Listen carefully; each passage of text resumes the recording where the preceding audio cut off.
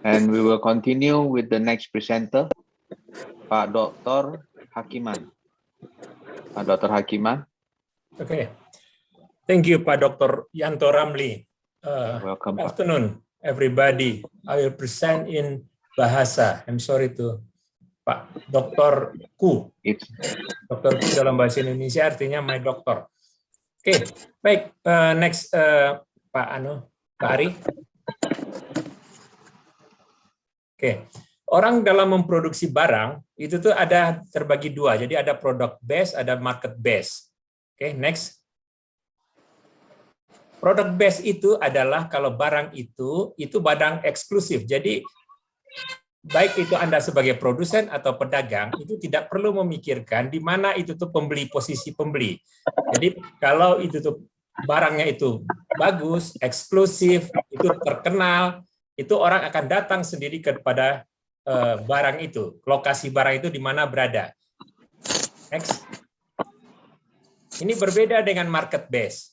Itu orang entrepreneur itu akan melihat di mana market yang besar, dia akan menempatkan produknya itu di sekitar target marketnya.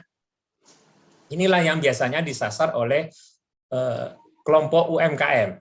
Jadi produsen atau pedagang ini mendekati kepada lokasi konsumen. Next.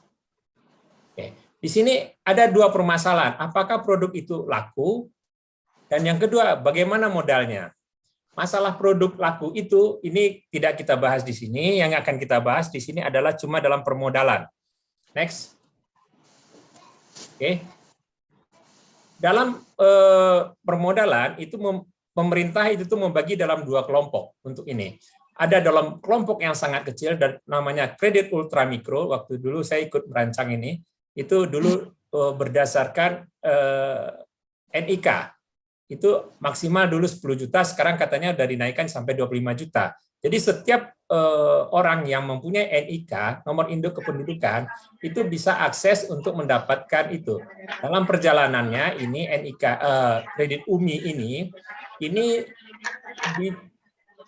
dialokasikan kepada kelompok-kelompok, tidak per individu lagi, karena itu tuh ada risikonya macet banyak. Jadi kalau ini dalam suatu kelompok itu yang tanggung renteng. Misalnya itu kelompoknya dibikin dalam 10 atau 25 orang. Kalau ada satu yang tidak bayar, tapi itu tuh semuanya itu tanggung renteng untuk membayarnya. Kemudian dalam Maaf Bapak Ibu, tolong mikrofonnya dimatikan. Oke. Kemudian dalam kelompok yang kedua yang lebih besar lagi itu adalah fasilitas KUR, kredit usaha rakyat.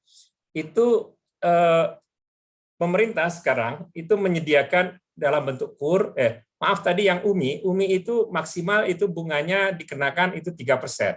Kalau KUR itu jumlahnya sampai maksimal 500 juta, itu bunganya maksimal 6%.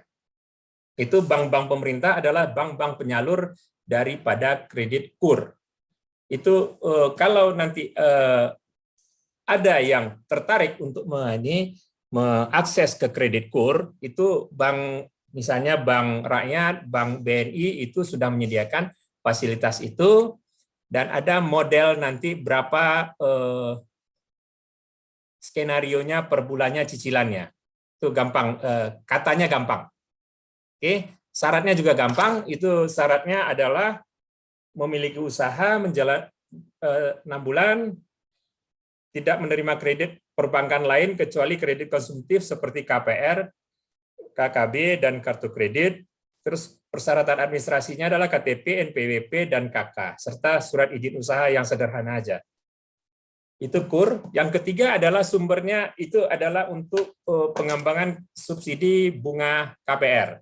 Subsidi bunga KPR itu kalau ada dalam dua kelompok, kalau kelompok pengembang besar itu tuh dia mendapatkan Anda membeli kepada perumahan dalam kelompok developer besar itu tuh lebih murah bunganya dibandingkan developer yang lain. Itu sampai cuma 3,4% bunganya. Kalau yang di luar yang besar itu 4, sekian persen.